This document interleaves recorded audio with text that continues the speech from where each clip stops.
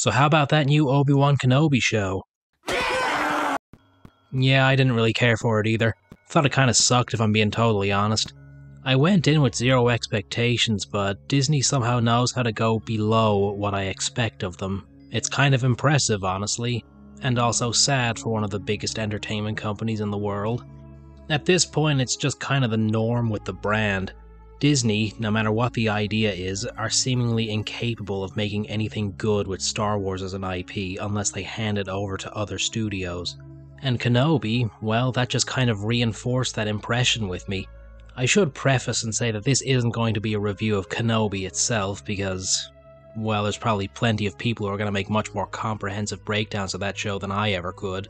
Instead, I want this video to be a state of the brand type address, discussing Star Wars as an IP as Disney have handled it.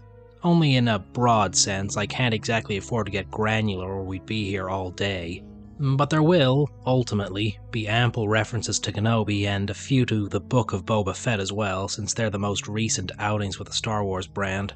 It's not exactly controversial in and of itself to say that Disney's handling of Star Wars has been a little divisive ever since the company started making movies with the brand.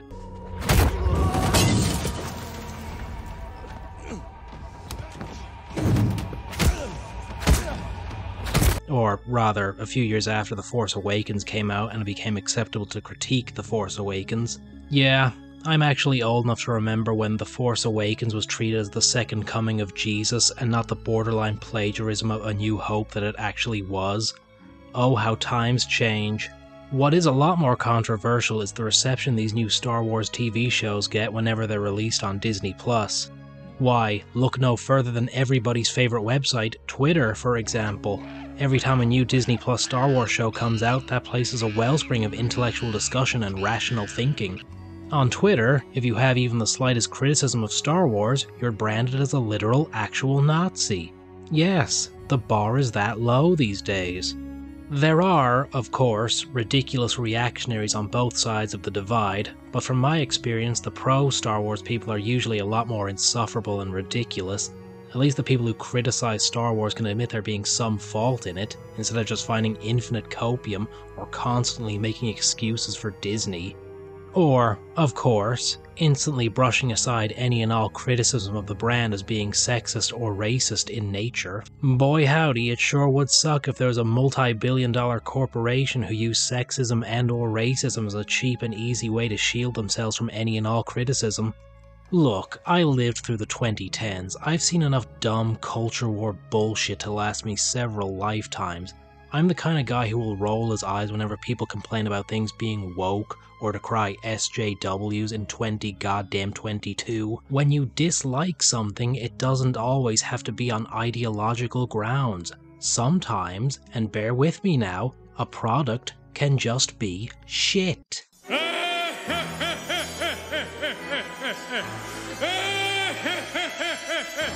No amount of performative progressive capitalism can really disguise the fact that their Star Wars shows are just bad stories. Bafflingly bad at times. The idea of an Obi-Wan Kenobi TV series set between the events of Episodes 3 and Episode 4 is not exactly a bad idea on paper, but much like smoking crack in the showers at Ram Ranch, what seems like a good idea at the time can quickly turn out terrible. Since Kenobi, by its very nature, is constrained by canon, the idea of this series would probably have worked better as a more low-stakes story centering around Tatooine politics and Kenobi trying to find himself after the events of Episode 3. And, as this is a prequel series, you'd probably want the story to not massively contradict anything that happens in future entries. This was apparently too difficult for Disney. Good job. For instance, do you remember how in Episode 4, Leia's message to Obi-Wan kind of implied she vaguely knew about him as this guy her dad knew? And how, after Vader killed him, her response was essentially, "Damn, that sucks bro," and not much else, because ultimately he was a stranger to her? Yeah, well, you can forget all that shit, cause Kenobi seems to imply that the two are super tight best friends who have gone on this wild, crazy adventure together, and so now her treatment of him in Episode 4 makes very little sense. Was it absolutely necessary to try and retread the wide-eyed kid sidekick and grizzled veteran trope? And then of course there's the matter of the rematch between Obi-Wan and Vader. Both rematches, actually. I'm not entirely against the idea of the two fighting again, but the way it was done here, yeah, not so great. Like, the two have their bout, Obi-Wan just decides he's going to win, and then beats up Vader, and then they kind of awkwardly stand around for a while, and Obi-Wan leaves without killing him for some inexplicable reason. You didn't kill Anakin Skywalker. I did.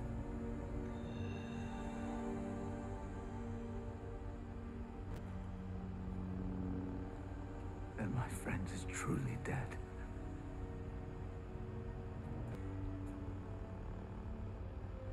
Goodbye,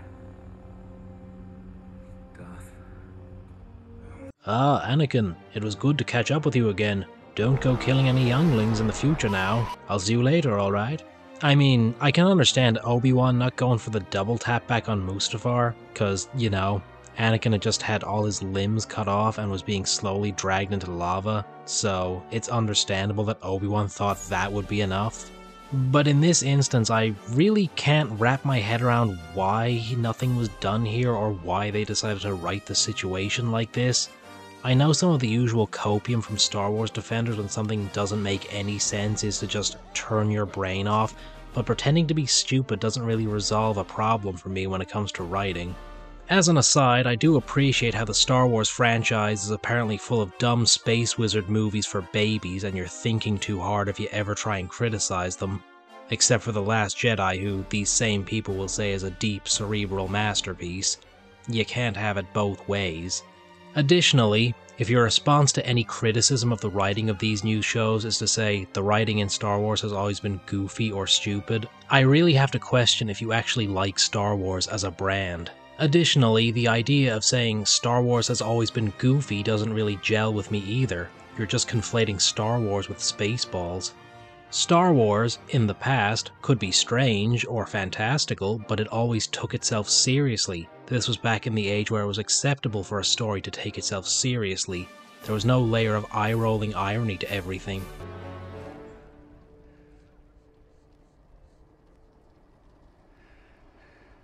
So who talks first? You talk first? I talk first. As for Kenobi himself, well, I'd like to think he'd be smart enough to kill Vader if he had an actual opportunity to do so, because now everyone Vader kills from this point onward, including an entire planet full of people, old Benny Boy is kind of responsible for it, at least partially. Disney, please, why did you write it like this? You could have had the two fight to a standstill or get interrupted mid-fight or just not have a big flashy final battle between the two.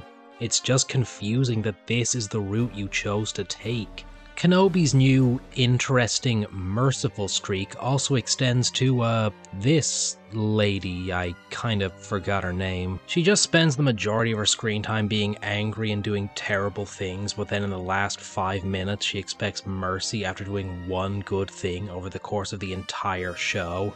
Plus, she's just a really bad ripoff of Second Sister from Fallen Order. But really, we'd be here all day if I had to go over the ways in which Kenobi just badly riffs off Fallen Order.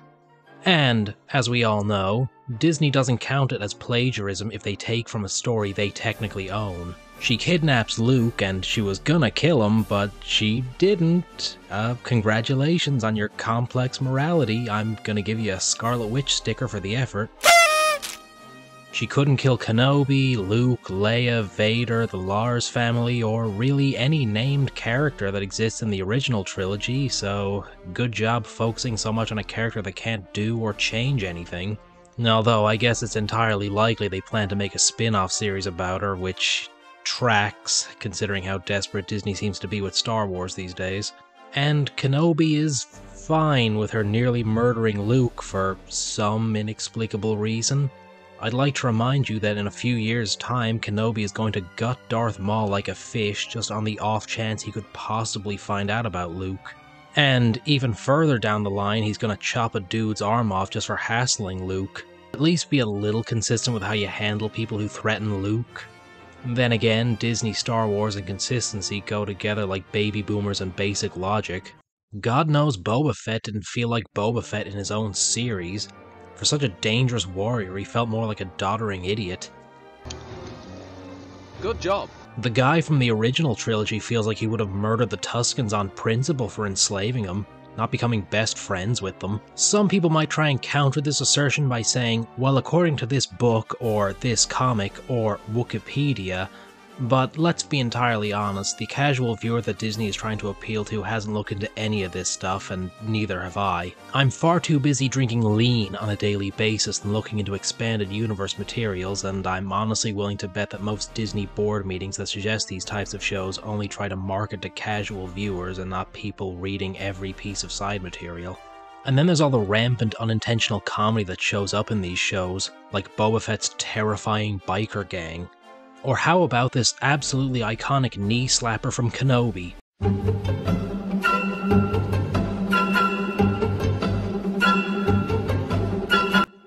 No, this isn't meant to be a joke, this is an entirely serious scene. Why do you write like this, Disney? Please tell me, I don't understand, please help me understand. And yet people will defend things like this.